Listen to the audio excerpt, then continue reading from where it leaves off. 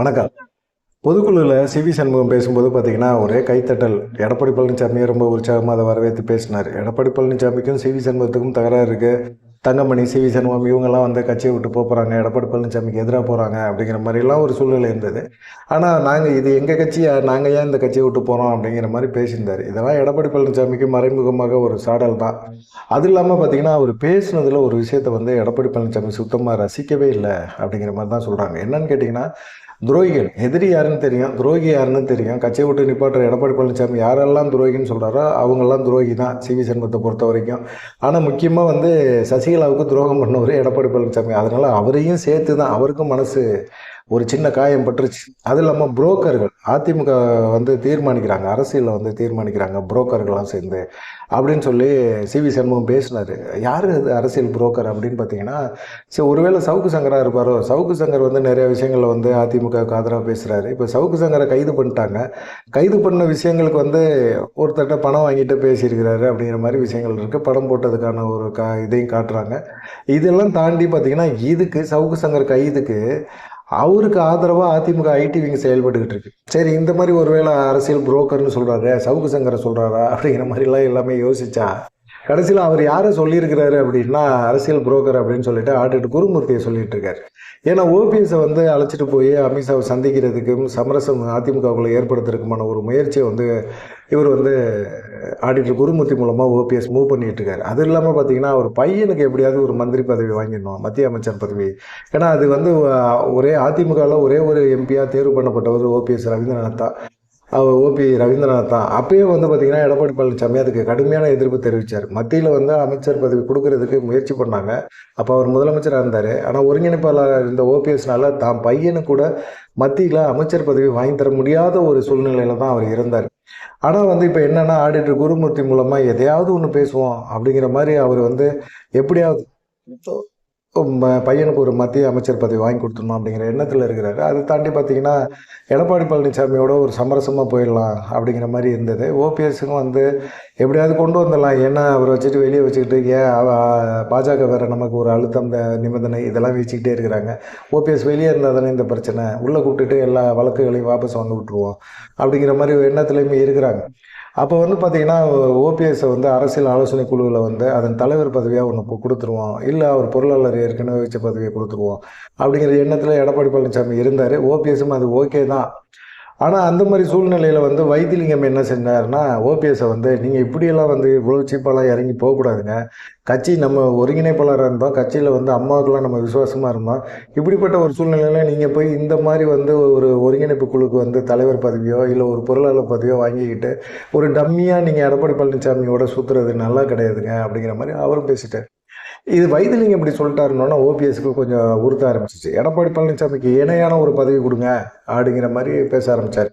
இல்லைன்னா எப்பயோ ஓபிஎஸ் வந்து அதிமுகவில் சேர்ந்துருப்பார் அப்படிங்கிற மாதிரி இருக்குது. ஆனால் இதே சமயத்தில் வந்து பார்த்திங்கன்னா, வைத்திலிங்கத்து மேலே சிஎம்டிஏ வழக்கு இருக்குது. அவர் வந்து அமைச்சராக இருக்கும்போது பார்த்திங்கன்னா, அதில் வந்து ஊழல் பண்ணார் அப்படின்னு சொல்லிட்டு அவர் மேலேயும் அவர் பையன் மேலேயுமே வந்து பார்த்திங்கன்னா வழக்கு ஒன்று போட்டிருக்காங்க. அந்த வழக்கு சம்மந்தமாக அமலாக்கத்துறை சமீபத்தில் கூட ரைடு நடத்துனாங்க. அது சம்மந்தமாக ஓபிஎஸ் பாஜக மேல் இடத்தோட கூட பேசினார். உங்களை ஆதரிக்கிறோம்னு தெரிஞ்சு கூட நீங்கள் எங்கள் சைடெல்லாம் வந்து நீங்கள் அமலாக்கத்துறையை திருப்பலாமா அப்படிங்கிற மாதிரி ஒரு கேள்வியெல்லாம் கேட்டார். இந்த மாதிரி பண்ணிட்டு இருக்கும்போது ஓபிஎஸ்க்கு ஒரு மாதிரி இதாயிடுச்சு. சரி, ஓபிஎஸ் வந்து இனிமேல் வந்து எடப்பாடி பழனிசாமி பேச்சை தான் கேட்க போறாரு, இல்லை ஒரு சைடு என்ன பண்ண போறாருன்னு தெரியல. அதனால நம்ம வந்து தாவேக்காட வந்து பேச்சுவார்த்தை நடத்தலாம் அப்படின்னு சொல்லிட்டு தாவேக்காட வந்து வைத்திலிங்கம் ஒரு சைடு பேச்சுவார்த்தை நடத்துறாரு. இது ஓபிஎஸ்க்கு மிகப்பெரிய ஒரு தர்ம சங்கடம் ஆயிடுச்சு. ஏற்கனவே மனோஜ் பாண்டியன் வந்து திமுக சைடு போயிட்டாரு.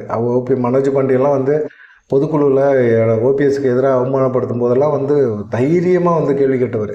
அப்படிப்பட்ட ஒரு சூழ்நிலையில் அவர் வந்து திமுக சைடு போயிட்டார். இப்போ வந்து வைத்திலிங்கமும் தாவேகா சைடு போகிறாரு.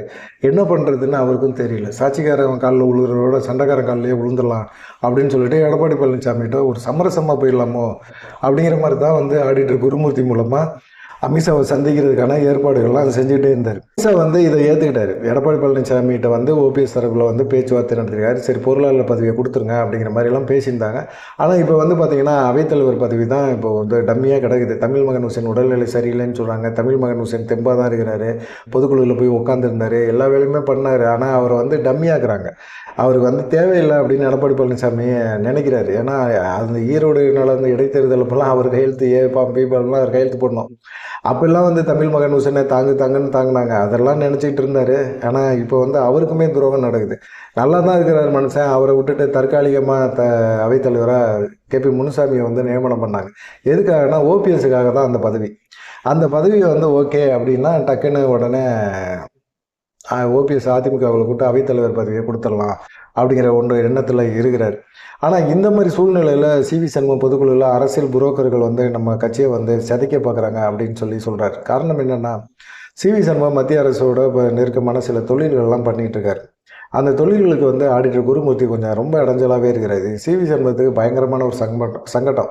இதை பல தடவை வந்து ஆடிட்டர் குருமூர்த்திட்டையும் பேசியிருக்காரு. எடப்பாடி பழனிசாமிகிட்டையும் சொல்லி ஆடிட்டர் குருமூர்த்திட்ட சொல்லுங்கள் அப்படின்ட்டுருக்காரு. பாஜகவில் சில முக்கியமான தலைகளை பிடிச்சி அவங்கள்ட்டையுமே பேசியிருக்கிறாரு சிவி சண்முகம். ஆனால் எதையுமே வந்து ஆடிட்டர் குருமூர்த்தி கேட்கல. இப்போ மட்டும் எப்படி ஓபிஎஸ்ஸை சேர்க்கறதுக்கு, அமித்ஷாவை சந்திக்கிறதுக்கு கூட்டிகிட்டு போகிறாரு அப்படிங்கிற மாதிரி ஒரு பயங்கரமான ஒரு விஷயம் நடக்குது. ஓரளவுக்கு அமித்ஷா வரும்போது பார்த்திங்கன்னா ஓபிஎஸ் வந்து அதிமுகவுக்குள்ளே வந்துடுவார். அதிமுகவில் வந்தோன்னா அவர் அவைத்தலைவர் அப்படிங்கிற ஒரு பதவியை கொடுத்து அவர் ஆஃப் பண்ணி ஓபிஎஸ் பிரச்சனை இல்லாமல் இருக்கணும். இல்லை அப்படின்னா எடப்பாடி பழனிசாமி சசிகலாவை சேர்க்கணும். சசிகலா வந்து ஒரு டாமினேட் பண்ணிடுவாங்க அப்படிங்கிற ஒரு பயம் இருந்தால் கண்டிப்பாக ஓபிஎஸ் கட்சிக்குள்ளே சேர்த்துக்குவார் அப்படிங்கிற மாதிரி தான் எல்லாருமே பேசுகிறாங்க. இப்போ ஓபிஎஸ் எடப்பாடி பழனிசாமி இந்த டாபிக் வந்து க்ளோஸ் முடிஞ்சிருச்சு. இப்போ டிடிவி தினகரன் வந்து அண்ணாமலையோட நெருங்கின நட்பில் இருக்கார். அண்ணாமலைகிட்ட பேசி அண்ணாமலை மூலமாக நீங்கள் பேச்சுவார்த்தையெல்லாம் நடத்தி முடிச்சு டிடிவி தினகரனை என்டிஏ கூட்டணிகளை கொண்டு வாங்க அப்படின்னா அது ஒரு பெரிய பிரச்சனை கிடையாது. டிடிவி தினகரனை கொண்டு வரைக்கும் எடப்பாடி பழனிசாமியை நாங்கள் முதலமைச்சர் வேட்பாளராக ஏற்றுக்க முடியாது அப்படின்னு டிடிவி தினகரன் சொன்னாலும் என்டிஏ கூட்டணிக்குள்ளே நீங்கள் வர்றதில் உங்களுக்கு என்ன தயக்கம் இருக்குது அப்படின்னு கேட்பாங்க. ஆமாங்க, என்டிஏ கூட்டணியில் அவர் தானங்க முதலமைச்சர் வேட்பாளர், அவரை ஆதரித்து நாங்களாம் பேச முடியாதுங்க அப்படிங்கிற மாதிரி சொன்னாலும் டிடிவி தினகரனுக்கும் ஒரு பிரச்சனை இருக்குது. லண்டன் ஹோட்டல் கேஸ் ஒன்று இருக்குது. ரெட்டைலை சின்னத்துக்கு வந்து சுயேஷ் சந்திரசேகருக்கு இவர் காசு கொடுத்த மாதிரி ஒரு வழக்கு இருக்குது. இந்த வழக்கு ரெண்டையுமே காரணம் காட்டி நீங்கள் இந்த கூட்டணிக்குள்ளே வரணும் அப்படிங்கிற மாதிரி ஒரு அழுத்தத்தை கடைசி நேரத்தில் கொடுப்பாங்க. அண்ணாமலையோட நட்பில் இருக்கிறாரு, அண்ணாமலை வந்து சொல்கிறத கேட்பாரு அப்படின்னாலும் டிடிவி தினகரனுக்கும் ஒரு தன்மானம் சுயமரியாதை அந்த கட்சிக்குன்னு இருக்குல்ல. அதிமுக இருக்கிறாங்க. எடப்பாடி பழனிசாமியை முதலமைச்சராக ஏற்றுக்க முடியாதுன்னு சொன்னாங்க. அவருக்கு ஆதரவாக வந்து பிரச்சாரம் பண்ண முடியாதுல்ல, பேச முடியாதுல்ல. அப்போ அம்மா மக்கள் முன்னேற்றத்தை குழுவில் இருக்கிறவங்க கேள்வி கேட்பாங்கல்ல, இதுக்கு ஏங்க நாங்கள் வந்து உங்கள் கூட வெக்கங்கட்டு உங்கள் கரவேஷ்டியை கட்டிக்கிட்டு சுற்றணும், அதுக்கு நாங்கள் அதிமுகவில் போய் சேர்ந்துருவோம்ல அப்படிங்கிற மாதிரி அம்மா மக்கள் முன்னேற்றத்தில் டிடிவி தினகரன்ட்ட நேரடியாக கேட்பாங்க.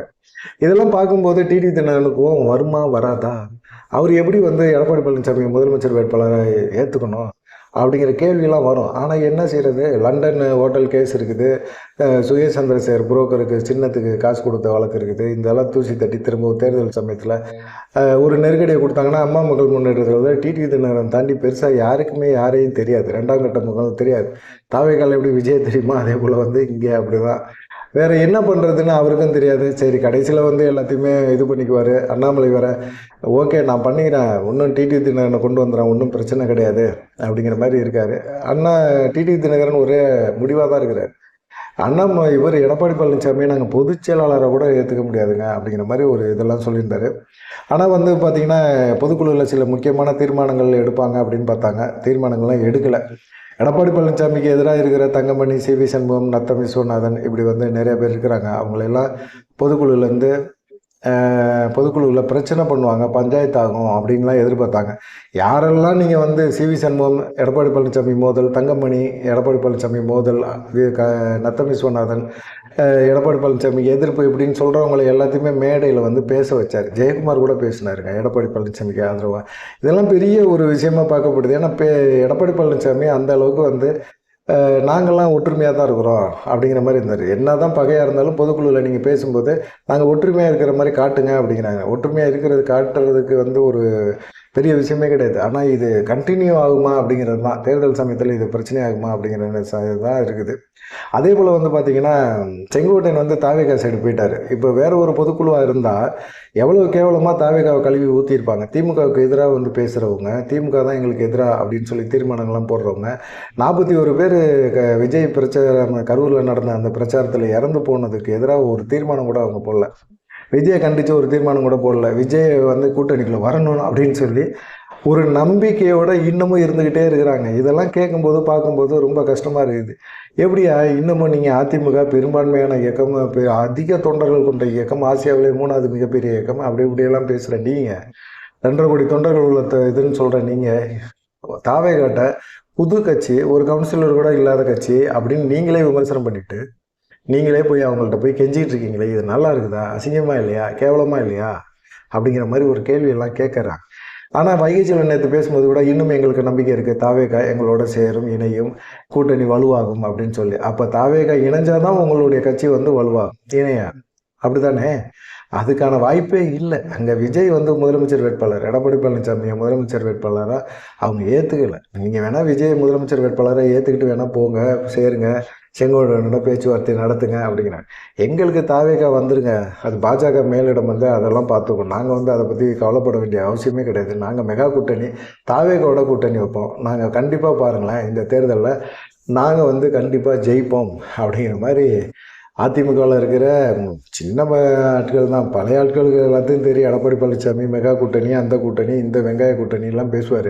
கடைசி நேரத்தில் அவர் ஒன்றுமே பண்ண மாட்டார் அப்படிங்கிற மாதிரி அவருக்கு எல்லாத்துக்கும் தெரியும். ஆனாலும் என்ன பண்ண முடியும் அப்படிங்கிற மாதிரி தான். ஆனால் பாஜகவை பொறுத்த வரைக்கும் நீங்கள் வந்து இந்த கொங்கு பெல்ட்டில் அண்ணாமலையினால் ஒரு செல்வாக்கு இருக்குது. தென் மாவட்டங்களில் வந்து பாஜக வளர்ச்சியை கொஞ்சம் அதிகப்படுத்தணும், பாஜக வளரணும் அப்படின்னா கண்டிப்பாக வந்து அவங்களுக்கு ஓபிஎஸ், டிடிவி தினகரன், சசிகலா தேவைப்படுறாங்க. அவங்கள வந்து அதிமுகக்குள்ளே தான் நாங்கள் போவோம் அப்படின்னு சொல்லி ஓபிஎஸ்ன்னு சொல்கிறாரு, சசிகலாவும் சொல்கிறாரு. டிடிவி தினகரன் வந்து நாங்கள் எடப்பாடி பழனிசாமியை வச்சு நாங்கள் கூட்டணி தொடர்பாக பேச்சுவார்த்தை நடத்த விரும்பலை அப்படிங்கிற மாதிரி அவர் சொல்கிறார். இப்போ வந்து பாஜகவுக்கு தென் மாவட்டங்களில் ஜெயிக்கணும் அப்படின்னா ஓபிஎஸ், சசிகலா வேணும், கண்டிப்பாக வேணும். டிடி தினகரன் இல்லைனாலும் டிடி தினகரன் தாவேகா சைடு போனால் கூட பரவாயில்ல, இவங்க 2 பேருமே வேணும். இதுக்கு வந்து அவங்க அதிமுகக்குள்ளே மட்டும்தான் போவேன்னு சொல்கிறாங்க. அப்படிங்கும்போது கண்டிப்பாக எடப்பாடி பழனிசாமிகிட்ட இது சம்மந்தமாக பேசி முடிவெடுக்கணும். ஓபிஎஸ்க்கு அவைத்தலைவர் பதவி ஓகே அப்படின்ட்டாரு. சசிகலா எந்த விதமான நிபந்தனையும் இல்லை, அவங்க கட்சியோட பொதுச்செயலாளர் அப்படின்னு சொல்லிகிட்டே இருந்தாலும் எல்லா வழக்குகளும் முடியணும் அப்படின்னம்னா இவங்க 2 பேரும் உள்ளே போயிட்டாங்கன்னா ஒன்றுமே பிரச்சனை கிடையாது. இது எடப்பாடி பழனிசாமிக்கு நல்லா தெரியும். ஆனால் கட்சிக்குள்ளே பிரச்சனை இருக்குது, பிரச்சனையை ஏற்படுத்திக்கிட்டே இருக்கிறாங்க இவங்க அப்படின்னு சொல்லி நிர்வாகிகளை வந்து நம்ம சைடு தக்க வச்சுக்கணும். எடப்பாடி பழனிசாமி ஆளுமையான ஆள் தாயா, ஆனால் இவங்க தான் பிரச்சனை பண்ணி அவன் நிம்மதி இல்லாமல் பண்ணிகிட்டு இருக்காங்க அப்படிங்கிற ஒரு பச்சாதாபத்திலே கட்சியை ஓட்டுன்னு நினைக்கிறாரு. பச்சாதாபம் ரொம்ப நாள் செலுப்படுக்காது அப்படிங்கிறது தான் பார்க்க வேண்டியதாக இருக்குது. நீங்கள் இதை பற்றிலாம் என்ன நினைக்கிறீங்க அப்படிங்கிற ஒரு விஷயத்தை மறக்காமல் கமெண்ட் பண்ணுங்கள். நன்றி, வணக்கம். தொடர்ந்து நம்ம சேனலுக்கு வந்து சப்போர்ட் பண்ணுங்கள், சப்ஸ்கிரைப் பண்ணுங்கள், லைக் பண்ணுங்கள், கமெண்ட் பண்ணுங்கள். நன்றி.